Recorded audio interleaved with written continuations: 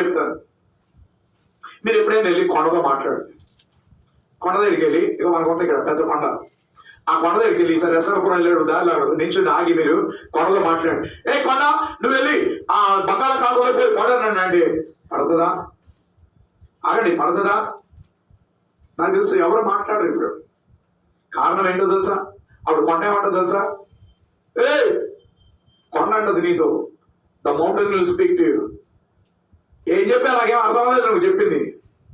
ఏమంటది కొండ? కొండకి ఏం అర్థం అవ్వదు, నువ్వు చెప్పిన భాష అర్థం అవ్వలే.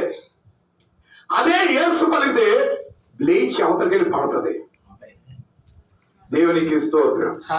కమాన్ కమాన్. ఈ రోజు చాలా లోతైన విషయాన్ని నువ్వు గమనిస్తున్నావు. నేర్చుకోవాలి ప్రభు బేట. నేను దేవుని సేవకుడిగా నిన్ను ప్రోత్సహిస్తున్నాను. నువ్వు పలికితే ఎందుకు కొండ కదలట్లేదంటే కొండ అంటది, ఏయ్ నువ్వు మాట్లాడే మాట నాకేమో అర్థం లేదంటది. మరి ఏ మాట్లాడుతుంది కొండ కనంటే, వినండి, కొండకి ఏ మాటలు అర్థం అవుతాయి అంటే ఆ కొండని సృష్టించిన సృష్టికర్త అయిన దేవుని మాటలు మాత్రమే అది క్యాచ్ చేయగలదు. నమ్మిన వారు దేవునికి స్తోత్రం చెల్లించారు. కొండల తట్టు నా కన్నులు ఎత్తుచున్నాను, నాకు సహాయం ఎక్కడి నుండి వచ్చును? యెహోవా వలనే నాకు సహాయము కలుగును. దేవునికి స్తోత్రం. హల్లెలూయా. కీర్తనకారుడు కొండతో అన్నాడు, ఏ కొండ నాకు సహాయం ఎక్కడ చేస్తానండి? ఓ యెహోవా నీకెందుకురా, నన్ను ఎందుకు అడుగుతావు? నన్ను నిన్ను సృష్టించిన ఆ సృష్టికర్త అయిన దేవుని దగ్గర నుంచి నీకు సహాయం వస్తుంది అంటున్నాడు. దేవునికి స్తోత్రం. హల్లెలూయా. మీ పక్కలు చెప్పండి, దేవుని భాష మాత్రం నువ్వు మాట్లాడాలి. చాలా ఇంపార్టెంట్. దేవుని భాష మాత్రమే నువ్వు మాట్లాడాలి. హల్లెలూయా. అంటే అర్థం ఏంటో తెలుసా అండి? దేవుడు ఏం చెప్పాడో అది నువ్వు మాట్లాడాలి. మళ్ళీ నేను చెప్తున్నాను, దేవుడు నీకేం చెప్పాడో అదే నువ్వు మాట్లాడాలి.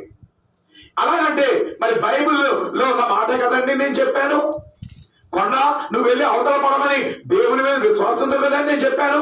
లేదు లేదు, నువ్వు నేర్చుకోలేదు. ఇంకా విశ్వాసం ఏంటో నువ్వు నేర్చుకోలేదు. ఈ రోజు నేర్చుకో. విశ్వాసం చాలా లోతైన ప్రక్రియ. హల్లెలూయా. హల్లెలూయా. దేవుడి చెప్పింది నువ్వు చేయాలి. పర్వతం లాంటి సమస్యలు మన జీవితంలో ఎదురొస్తుంటాయి. పర్వతం అంత పెద్ద వైశాల్యం కలిగింది, కదల్చబడలేంది, బహుకాలం నుండి సమస్యగా పర్వతంగా కనబడే సమస్యలు ఉంటాయి. నువ్వు చాలాసార్లు ప్రయత్నించావు వాటిని ఎలాగైనా పరిష్కరించాలని, కానీ నువ్వు పరిష్కరించలేకపోయావు. కారణం ఏంటో తెలుసా? దేవుడే దాన్ని బ్లాక్ చేశాడు. దేవునికి స్తోత్రం. హల్లెలూయా. చెప్పండి, దేవుడే అడ్డగించాడు. నేనైతే ప్రయత్నించాను. చెప్పండి, నేనైతే ప్రయత్నించాను. సొంత ప్రయత్నాలు చేశాను. చెప్పండి, సొంత ప్రయత్నాలు చేశాను, కానీ జరగలేదు. చెప్పండి, జరగలేదు. కార్యములు జరగలేదు. కారణం ఏంటో తెలుసా? వినండి, దేవుని మాట ప్రకారంగా నేను చేయలేదు. దేవుని అందు విశ్వాసం అంటే, వినండి, దేవుని అందు విశ్వాసం అంటే దేవుని మాట ప్రకారంగా చేయలేదు. ఇంకో మాట చెప్పాలంటే మీకు ఇంకా బాగా అర్థం అవ్వాలంటే, వినండి, తండ్రి అయిన దేవుడు ఏం చేశాడో అది చూసి, వినండి, తండ్రి అయిన దేవుడు ఏం చేశాడో అక్కడ చూసి, అది మనము చూసి అది విని ఆ మాటలే మనం పలికినప్పుడు ఇక్కడ కార్యాలు జరుగుతాయి. నేను మళ్ళీ చెప్తాను, ఈ విశ్వాసంలో నువ్వు నిలబడగలిగితే దేవుని యొక్క గొప్ప కార్యాలు మనం చూస్తాం. ఇది మీరు రాసుకోగలిగిన వారు రాసుకోండి. It's very very important in the levels of faith. విశ్వాస స్థాయిలో ఇది చాలా చాలా గొప్ప విధానం. దేవుని యొక్క గొప్ప కార్యాలు నువ్వు చూడాలని ఇష్టపడితే ఈ రోజు ఈ విషయాన్ని నేర్చుకో. ముందు నువ్వు అక్కడ తండ్రి ఏం చేస్తున్నాడో చూడు. అందుకే ప్రభువు అన్నాడు, ఈ లోకంలో ఉన్నప్పుడు నా తండ్రి నాకు ఏమి చెప్పాడో అదే నేను మీకు చెప్తూ ఉన్నాను. నా తండ్రి నన్ను ఏమి చేయమన్నాడో అది నేను చూశాను గనక, అది నేను అర్థం చేసుకున్నాను గనక, అది అర్థం చేసుకున్నది మీ భాషలో నేను మీతో మాట్లాడుతున్నాను అన్నాడు. దేవునికి స్తోత్రం. హల్లెలూయా. ఎంతమందికి ఈ మాటలు అర్థమవుతున్నాను నాకు తెలియదు, కానీ these are very very powerful words అని చెప్పడానికి నేను ఇష్టపడుతున్నాను. దేవునికి స్తోత్రం. హల్లెలూయా. దేవుని దగ్గర నుంచి మనం ఆ మాట వినడం నేర్చుకోవాలి. దేవుని బిడ్డలారా, వినండి, విశ్వాసములో ఎదుగుట. నీ విశ్వాస పరిమాణం ఎక్కడుందో నాకు తెలియదు, కానీ విశ్వాసంలో మనం ఎదగాలి. చెప్పండి, విశ్వాసంలో ఎదగాలి. విశ్వాసంలో ఎదగాలంటే విశ్వాసం ఎదగాలి పరిగెట్టడం కాదు. వినండి, విశ్వాసంలో ఎదగడం అంటే it's not running behind faith. నువ్వు ఎవరి వెనకాల పరిగెట్టాలంటే దేవుని వెనక పరిగెట్టాలి. దేవునికి స్తోత్రం. విశ్వాసంలో పెరగాలంటే, విశ్వాసంలో అభివృద్ధి పొందాలంటే, అభివృద్ధి పొందాలంటే విశ్వాసం వెనక పరిగెట్టడం కాదు. నువ్వు దేవుని వెనక పరిగెట్టే జీవితం, దేవుని వెంబడించే జీవితం నీకు చాలా అవసరమై ఉన్నది. దేవునికి స్తోత్రం. హల్లెలూయా. 23వ వచనం మళ్ళీ చదువుదాం. ఎవడైనను ఈ కొండను చూచి నీవు ఎత్తబడి సముద్రంలో పడవేయబడమని చెప్పి తన మనసులో సందేహింపక తాను చెప్పినది జరుగునని నమ్మిన ఎడల, తన మనసులో సందేహింపక. అక్కడ ఇప్పుడు పలికేటప్పుడు నీ మనసులో ఎందుకు సందేహం వస్తుంది? ఈరోజు నేర్చుకోవాలి. ఎందుకు నీకు డౌట్ వస్తుంది? నాకు డౌట్ లేదండి, నేను మాట్లాడేస్తాను, దేవుడు వాక్యం చెప్పింది కదా. లేదు, అక్కడ చాలా పెద్ద లోపం ఉంది. వినండి, హృదయంలో సందేహింపకూడదు, మనసులో అంటే in the heart you should not doubt it. దేవునికి స్తోత్రం. ఆగండి, వినండి, నన్ను చూడండి, లైవ్ లో చూస్తున్నాడు చూడండి. హల్లెలూయా, హల్లెలూయా, యేసయ్యా నీకు వందనాలు, స్తోత్రం. 100 సార్లు చెప్పిన దేవుడు నీ పెదాలు చూడడు. దేవుడు చూసేది నీ హృదయం. దేవునికి స్తోత్రం. కొండ దేవుని వాక్యం చెప్తున్నాను, రెఫరెన్స్ కూడా చెప్పేస్తామాట. మార్కు సువార్త 11:23 కొండ ఇక్కడ చేసేది బంగారు కాదులో పో. దాని మళ్ళీ ఇంకో చిన్న ట్యాగ్ పెడతాం, అంటాం. దేవునికి స్తోత్రం. అది కదలదు. కారణం ఏంటో తెలుసా? అక్కడ నీ కదలబోవడానికి కారణం ఏంటంటే సమస్య అంతా ఎక్కడ ఉంది? హృదయంలో డౌట్ ఉంది. దేవునికి స్తోత్రం. వినండి, హృదయంలో డౌట్ లేకుండా ఉండాలంటే కొన్ని విషయాలు మనం నేర్చుకోవాలి. ఈరోజు ఎంతమందికి నచ్చుతుంది ఈరోజు ఈ వాక్యం? దేవునికి స్తోత్రం. నీ హృదయంలో డౌట్ ఉండకూడదు. ఆ డౌట్ ఉండకూడదు అంటే వినండి, ఇది ప్రత్యక్షపరచబడిన దేవుని వాక్యం, ఇది కనబడే వాక్యం, ఇది రాయబడిన వాక్యం. ఎంతమందికి అర్థమవుతుంది నాకు తెలియదు. ఈ రాయబడిన వాక్యమును నువ్వు శ్రద్ధగా వెతికిన ఎడల, దీనికి నువ్వు విలువించిన ఎడల, ఈ కనబడే వాక్యమును నువ్వు ధ్యానించినప్పుడు జరిగేది ఏంటో తెలుసండి? అప్పుడు మాత్రమే రహస్యమందున్న తండ్రి తన రహస్య మాటలు నీకు తెలియజేస్తాడు. దేవునికి స్తోత్రం. ఇది కనబడే వాక్యం, కనబడని వాక్యం, రహస్యమందున్న వాక్యం ఆయన దగ్గర ఉంది. ఈ రోజు వినండి, నీ హృదయంలో విశ్వాసం ఉండాలంటే కేవలం ఇది పట్టుకోవడం కాదు, వినాలి. దేవుని వాక్యం ఒకటే నువ్వు పట్టుకోవడం కాదు, ఆ వాక్యాన్ని నువ్వు ధ్యానించి నీ హృదయంలో తీసుకుని ఇప్పుడు నువ్వేం చేయాలి? పబ్లిక్ లో నువ్వు విన్నావు దేవుని వాక్యం, ఈ మాటను తీసుకుని ఏకాంతంలోకి దేవునితో నువ్వు వెళ్ళాలి. వెళ్ళి ఆయనతో నువ్వు గడుపుతూ ఉండాలి. టైం ఆయనతో నువ్వు గడుపుతున్నప్పుడు నువ్వు దీనికి విలువించావు కనుక, కనబడే వాక్యం నువ్వు విలువించావు కనుక ఆయన రహస్య మాటలు నీ హృదయంలో పెడతాడు. ఎంతమందికి అర్థమవుతుంది ఈరోజు? దేవునికి స్తోత్రం. నీ హృదయంలో విశ్వాసం లేకపోవడం కారణం ఏంటంటే, మొదటిది నేను దేవుని వాక్యం కదండి మాట్లాడుతుంది. నో, విన్న వాక్యం, 10 మందిలో విన్న వాక్యం, 10 మందిలో తెలుసుకున్న వాక్యం. ఇప్పుడు ఆ వాక్యం తీసుకుని ఏకాంతంలోకి, యేసు ప్రభు ఎలాగైతే ఆయన ఈ భూలోకంలో జీవించినప్పుడు ఏకాంతంలోకి వెళ్ళి తరచు గెచ్చలేని మనములో ఆయన తండ్రితో సహవాసం చేసినట్లు మనం కూడా అలాంటి సహవాసం మనకు కావాలి. దేవునికి స్తోత్రం.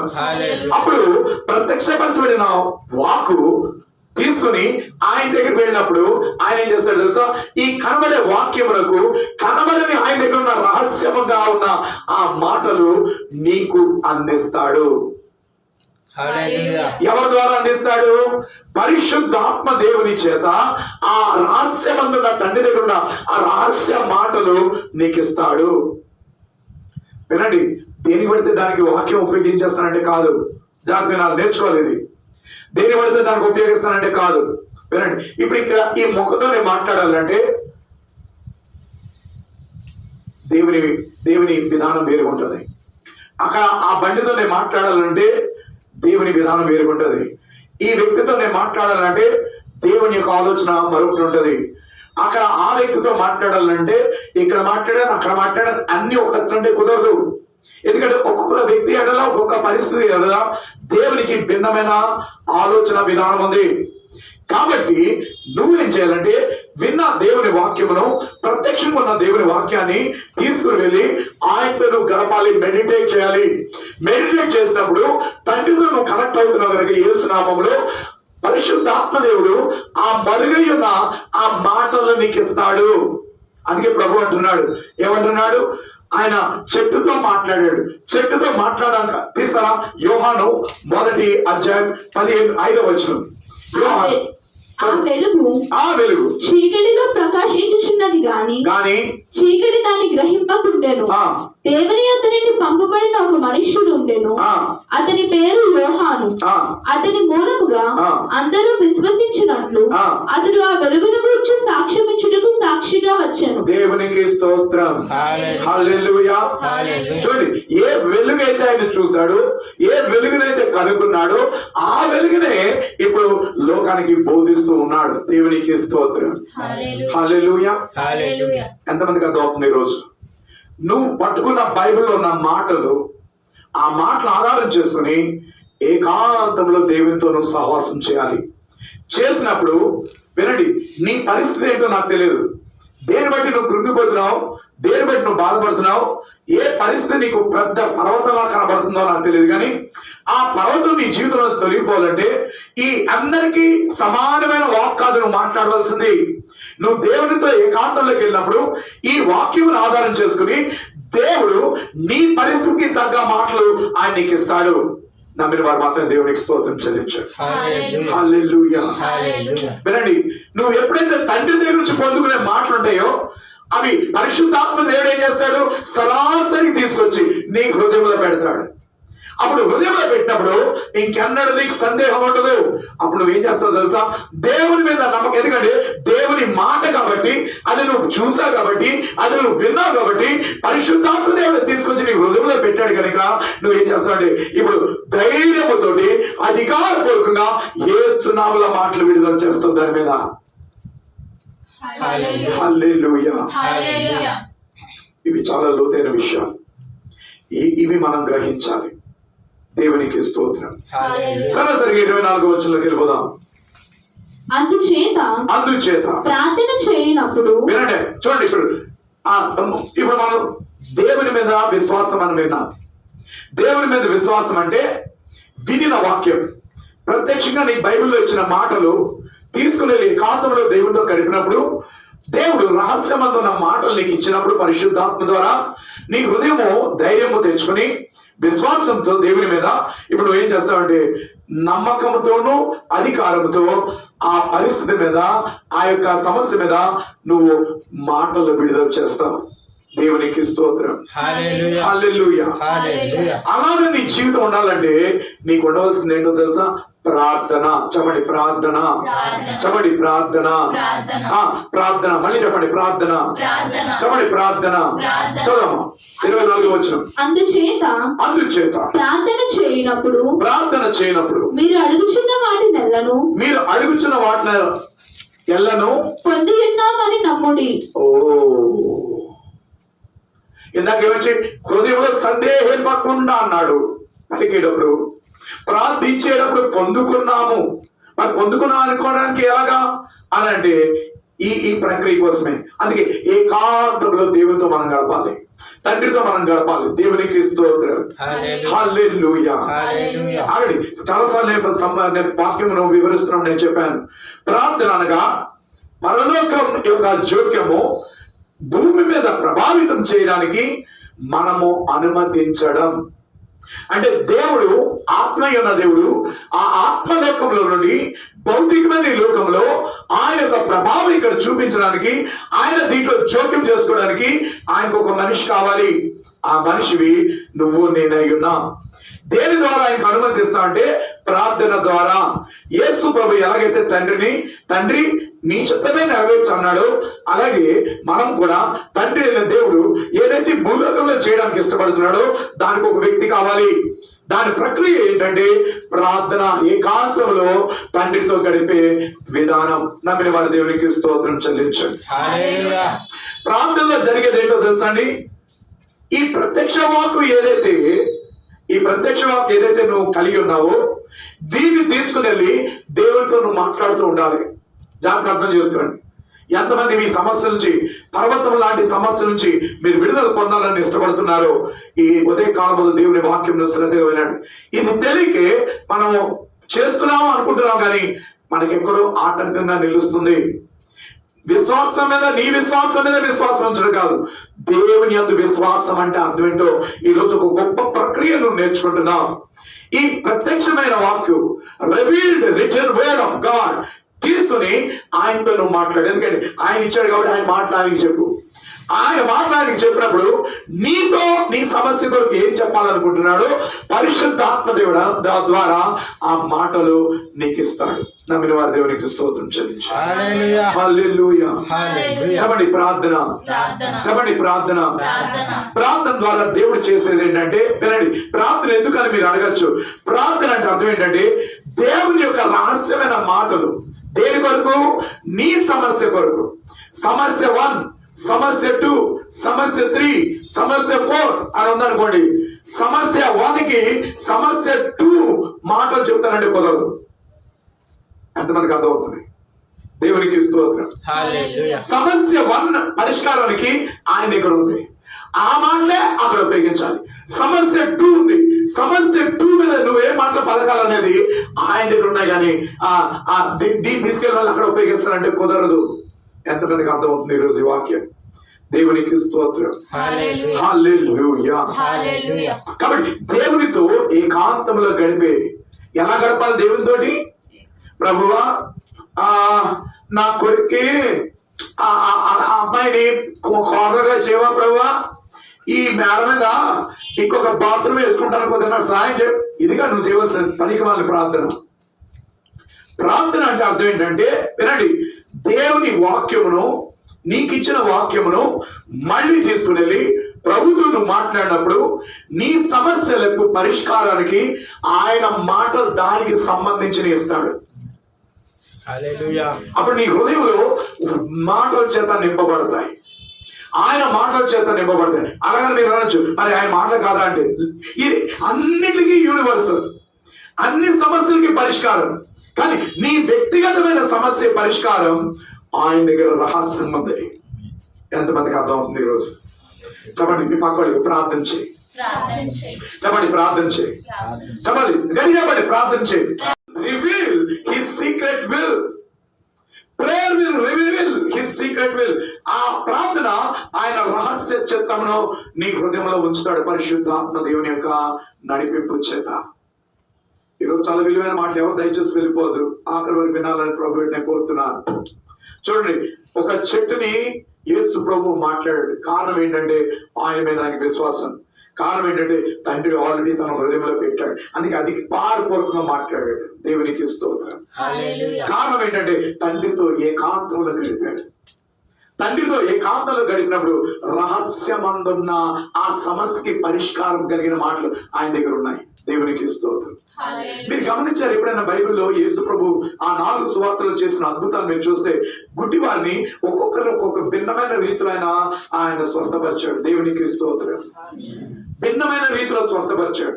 ఒకరికి వచ్చి ఆ ఉమ్ము వేసి మట్టి ముద్ద చేసి కళ్ళు మీద పెట్టి స్వస్థపరిచాడు. ఇంకోటి వచ్చి మాటతో స్వస్థపరిచాడు. ఇంకోటి వచ్చి ముట్టి స్వస్థపరిచాడు. దేవునికి స్తోత్రం. ఎందుకు చేశాడనండి? ఇది నేను కాదు చేసింది, నా తండ్రి అక్కడ ఏం చూపించాడో అది నేను చూశాను.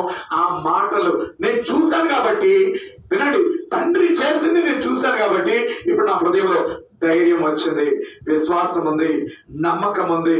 కాబట్టి అధికారపూర్వకంగా నేను మాట్లాడతాను. దేవునికి స్తోత్రం. హల్లెలూయా. ఎంతమందికి అర్థం అవుతుంది ఈరోజు ఈ మాట? ఆమె మీకు ఉదాహరణ నేను చెప్తాను. ఇప్పుడు నీ కుమారుడు, నీ కొడుకు డ్రెస్ కోసం డబ్బులు అడిగాడు. డాడీ ఒక 4,000 ఇస్తే నేను డ్రెస్ కొనుక్కుంటాను డాడీ అన్నాడు. నువ్వు అన్నావు డబ్బులు నేనే తీసుకుంటాను. నేను అన్నాను ఇస్తానులే నాన్న అన్నాను. ఇప్పుడు వాడు పూర్తిగా నమ్ముతాడా నమ్మడా? ఇస్తాను అంటే నమ్ముతాడా? నా విషయం వదిలేండి. ఇస్తానంటే నమ్ముతాడా? డాడీ నువ్వు అలాగే అంటావు, కొంత నమ్మకం, పూర్తిగా ఉండదు. ఎందుకంటే డాడీయే ఇవ్వాలని తెలుసు. వినండి జాగ్రత్తగా, డాడీయే ఇవ్వాలని తెలుసు, కానీ పూర్తిగా నమ్మడు. ఎప్పుడు నమ్ముతాడు? ఆ క్యాష్ తీసుకెళ్ళి చేతిలో పెడితేనే కానీ అప్పుడు దాకా నమ్మడు. దేవునికి స్తోత్రం. హల్లెలూయా. చూడండి, తండ్రికి కుమారుడి మధ్య ఉన్న విధానం. ఎవరిని అడగాలి? కుమారుడు తండ్రిని అడగాలి. ఎందుకంటే సమస్తానికి ఆధారం తండ్రి. తన జీవిత విధానానికి అన్ని అవసరాలు తీర్చవలసిన తండ్రి. కాబట్టి తండ్రి ఇస్తానన్న మాత్రాన్ని కాదు, ఇందులో ఏమన్నాడు? నేను ఇస్తాను అన్నాడు. కానీ ఇచ్చేవారికి గ్యారంటీ లేదు. హలో, దేవునికి స్తోత్రం. ఇది పొందుకోవాల్సిన విధానం ఎవరు? నువ్వే. ఇప్పుడు ఏం చేయాలి? డాడీ ఇస్తాను అన్నావు కదా నువ్వు. చూడండి, అందుకే ఈ మాటను తీసుకెళ్ళి ఏం చేయాలి? ఇప్పుడు ఇస్తానని నేనే అన్నాను కాబట్టి ఇప్పుడు నా కుమారుడు ఏం చేస్తాడు? డాడీ నా దగ్గరకు వచ్చి అంటాడు, డాడీ నువ్వు ఫలానా రోజు నువ్వు ఇస్తానన్నావు కదా అని నాతో చెప్పినప్పుడు, అవును ఇస్తానన్నానని అప్పుడు ఇలా తీసి పర్సులోంచి 4,000 చేతిలో పెడతాను. అప్పుడు ఆగండి, ఇప్పుడు ఎప్పుడైతే 4,000 చేతిలో పెట్టానో ఇప్పుడేమంటాడు చెప్పండి? ఇంతకుముందు ఏమన్నాడు? ఇస్తానన్నప్పుడు ఇచ్చినప్పుడు చూద్దాంలే అన్నాడు. కానీ ఇప్పుడు డబ్బులు ఇచ్చిన తర్వాత ఇప్పుడేమంటాడు? ఫ్రెండ్స్ ఎవరైనా అడిగితే నేను 4,000 పెట్టి ఒక డ్రెస్ కొనుక్కుంటున్నాను. అది కారం. ఎందుకంటే చేతిలో డబ్బులు వచ్చాయి. దేవునికి స్తోత్రం. అలాగే ఏకాంతంలో దేవునితో గడిపినప్పుడు జరిగేది ఏంటో తెలుసండి? అభిమానం చూస్తాం, ఆయన ఏం చేస్తున్నాడు అక్కడ చూస్తాం. ఆ చూసింది మనకి విశ్వాసం మన హృదయంలో కలిగినప్పుడు దాన్ని ఇటు వచ్చి అధికారపూర్వకంగా మనం దాని మీద పలుకుతాం. దేవునికి స్తోత్రం. హల్లెలూయా. ఎంతమందికి అర్థమైంది ఈరోజు ఈ వాక్యం? విశ్వాసం చెప్పండి. దేవుని యందు విశ్వాసం చెప్పండి. దేవుని యందు విశ్వాసం. తిందిరండి, తర్వాత ఇడ్లీ తిందిరండి, ఆకలితో ఉన్నారు. హల్లెలూయా. ఓ, మన వాక్యం ప్రారంభమే యేసు ప్రభు ఆకలితో ప్రారంభించాం. Jesus praise the Lord. Hallelujah. వీరికి ఎక్కువ ఇడ్లీ పెట్టండి ఆరాధన అయిన తర్వాత. దేవునికి స్తోత్రం. Jesus praise the Lord. వినండి, చాలా లాస్ట్ మాట నేను చెప్పిన ముగించేస్తున్నాను. Very important. చెప్పండి, ప్రార్థన. ఈ ప్రార్థనకి ఇంకో సమస్య ఉంది. జీసస్, ఇది మనం అర్థం చేసుకుంటే, మనం సరి చేసుకోగలిగితే గొప్ప దేవుని మహిమను మనం కిందకి దింపగలం. నమ్మిన వారు దేవునికి స్తోత్రం చెల్లించారు. దేవుని మహిమను కిందకి దింపగలం. ఎలా? చదవండి, 25వ వచనం చదువు. మీరు ఒకరి మీద విరోధం ఏమైనా కలిగి ఉన్న ఎడల మీరు నిలవబడి ప్రార్థన చేయనప్పుడల్లా వారిని క్షమించుడి. అది సంగతి. ఏం చేయాలి? మీలో చాలా మంది అడుగుతున్నారు, ప్రభా మరి నేను ప్రార్థన చేస్తుంటే నాకు ఎందుకు ప్రభా సమాధానం రాదు? కారణం ఏంటంటే నీ ప్రార్థన బ్లాక్ అయిపోతుంది. ఎందుకు బ్లాక్ అయిపోతుందంటే కారణం క్షమించే హృదయం నీకు లేదు. నువ్వు నీ పొరుగువాడిని క్షమిస్తే తండ్రి దేవుడు నిన్ను క్షమిస్తాడు. నీ ప్రార్థనకి బ్లాక్ అంతా ఏంటంటే క్షమాపణ. నీకు నీ తండ్రికి మధ్య ఉన్న ఫ్లో, ఆ ప్రవాహం ఆగిపోవడం కారణం ఏంటంటే క్షమాపణ. తండ్రి నిన్ను క్షమించాలంటే ఆ స్టాపర్ గా వాటర్ సింక్ లో అడ్డుకున్నది అది తీయాలంటే క్షమించే హృదయం నీకు ఉండాలి. మారణోత్సవమే క్షమించినట్లు నువ్వు కూడా మమ్మల్ని క్షమించు అంటే అర్థం ఏంటో తెలుసా? అందుకే కొంతమంది కొన్ని సంస్థల్లో ఈ పరలోక ప్రార్థన చెప్పరు, డ్యామేజ్ అని. ఎందుకంటే నేను క్షమించను, నువ్వు క్షమించదని అర్థం, దాని అర్థం. కాబట్టి జాగ్రత్త ఉండండి. క్షమాపణ చెప్పండి, క్షమాపణ. క్షమించే గుణం ఉండాలి. ఎందుకంటే నువ్వు ప్రార్థన చేసే ముందు ఎవరితో ఎక్కడైనా బ్లాక్ ఉందని చూసుకోవాలి. ఆ బ్లాక్ ఏమవుతుందంటే అడ్డగించే విధానం ఏంటంటే నీకు నీ తండ్రికి అది అడ్డగించే విధానం అయి ఉంటది. హల్లెలూయా. ఇప్పుడు దీన్ని ఆర్డర్ లో తీసుకొస్తాను నేను. మొదటిది ఏం చెప్పండి? నువ్వు ఇతరుల్ని క్షమించాలి. మీ పక్కన చెప్పండి, ఇతరుల్ని క్షమించు. నీకు ఎవరి మీద విరోధం ఉండదు. అది మీ అత్తే అవ్వచ్చు. హలో సిస్టర్, మీ అత్తే అవ్వచ్చు. ఎందుకంటే ఇది పెద్ద డ్యామేజింగ్ సిస్టమ్. ఇది ఆ కుటుంబ వ్యవస్థలో ఇంతకంటే గొప్ప డ్యామేజ్ ఎక్కడ ఉండదు. కుటుంబాలన్నీ చిన్నభిన్నం అయిపోవడానికి, ఇంటిలో యజమానులు ఉన్న పురుషుడికి గుండె జబ్బు వచ్చి చచ్చిపోవడానికి కారణం అత్త కోడల మధ్యన జరిగే విధానం. ఆ క్షమాపణ, ఇది చాలా హై లెవెల్. ఇది ఎప్పుడైనా దేవుడి సమయం అత్తకోడల గురించి మనం మాట్లాడుకుందాం. దేవునికి స్తోత్రం. హల్లెలూయా. క్షమించే హృదయం. చెప్పండి, క్షమించే హృదయం. ఎందుకంటే నువ్వు ఇతరుల్ని క్షమిస్తే తండ్రి నిన్ను క్షమిస్తాడు.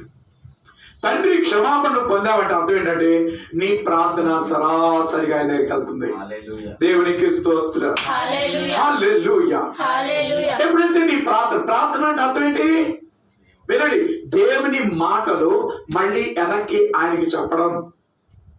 ప్రభువా పెళ్లికి 20,000 మంచిది, నేను కాదంటలేదు. ప్రభువా ఈ వివాహానికి ఏం కావాలో నీకు తెలుస్తండి, నువ్వు సమకూర్చి నాకు అనుగ్రహించు. ఎందుకంటే సమకూర్చేవాడు నువ్వే గనక, అనుగ్రహించేవాడు నువ్వే గనక వాక్యానుసారంగా ప్రార్థన చేయండి. కొత్తిమీర తోటకూర ప్రార్థన చేయొద్దు. మాకు రాదనద్దు. మాకు రాదన్నావంటే నువ్వు తప్పించుకోవడానికి ప్రయత్నిస్తున్నావు. ప్రార్థన నేర్చుకోండి. ప్రార్థన అనేది దేవుని వాక్యానుసారమైన ప్రార్థన ఉండాలి. దేవునికి స్తోత్రం. ఆయన మాట ప్రార్థన అనగా ఆయన మాటలు తిరిగి ఆయనకు అందించడం. అప్పుడు నువ్వు చేసినప్పుడు ఆ ప్రార్థనకి ఆయన విని ఆయన ఏం చేస్తాడంటే ఈ మాటలు ఆయనకి చెప్పాను కదా, ఆయన దగ్గర ఉన్న రహస్య మాటలు నీకు ఇస్తాడు. దేవునికి స్తోత్రం. ఎందుకు ఇస్తాడని అంటే నువ్వు చూడగలుగుతున్నావు. ఆయన అక్కడ ఏం చేస్తున్నాడు నీకు కనబడుతున్నాయి కనుక అది నీకేం చేస్తుందంటే ధైర్యాన్ని ఇస్తుంది, నీ నమ్మకం ఇస్తుంది, విశ్వాసాన్ని కలిగిస్తుంది నీ హృదయంలో. అప్పుడు ఏ మాత్రం సందేహం లేకుండా నువ్వు ఏం చేస్తావు అంటే అడుగుతావు, మాట్లాడుతావు. మాట్లాడినప్పుడు జరిగేది ఏంటో తెలుసండి? దేవునికి స్తోత్రం. దానికి అర్థమవుతుంది భాష. ఎవరికి అర్థమవుతుంది? సమస్యకి. చెప్పండి, సమస్యకి. ఎందుకంటే సమస్య పెట్టింది ఎవరు? పర్వతం లాంటి సమస్య ఆయనే పెట్టాడు. ఎందుకు? ఆయన దగ్గరే ఉంది దాని సమాధానం. కాబట్టి ఆ సమాధానం ఆయన దగ్గర నుంచి నువ్వు పొందినప్పుడు ఆ మాటే తిరిగి దాంతో నువ్వు మాట్లాడినప్పుడు ఇప్పుడు అంటది, అమ్మో నాకు మాట వచ్చింది కాబట్టి నేను ఇప్పుడు కదులుతున్నాను. దేవునికి స్తోత్రం. హల్లెలూయా. ఇది నీ అనారోగ్య విషయమా, ఆ కొండ, నీ ఆర్థిక పరిస్థితులా, నీ కుటుంబంలో చిన్న భిన్న వ్యవహారాల పరిస్థితులా, ఏదైనా అవనే కారణం. పర్వతం లాంటి సమస్యలు కదలట్లేదు. ఇవి ఎలా నువ్వు అడుగుతున్నావు? ఈ రోజు నువ్వు నేర్చుకున్న గొప్ప విధానం ఏంటంటే ముందు నీ పొరుగు వారు ఎవరెవరు ఉన్నారో వారిని నువ్వు క్షమించు.